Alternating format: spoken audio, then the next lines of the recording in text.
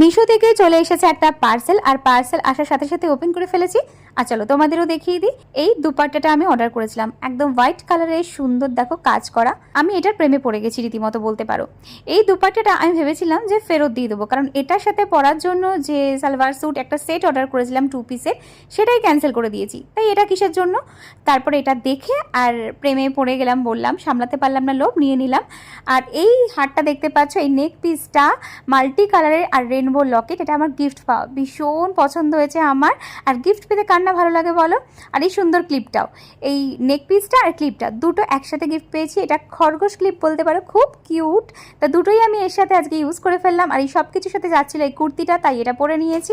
এই কুর্তিটার সাথে এই দুপাট্টাটা একদম পারফেক্ট যাচ্ছিল। নেক পিসটা ম্যাচ করছিল না, কিন্তু আমি আর লোভ সামলাতে পারিনি, ওটাও পরে নিয়েছি। বেশ ভালো লাগছিল কিন্তু পরে।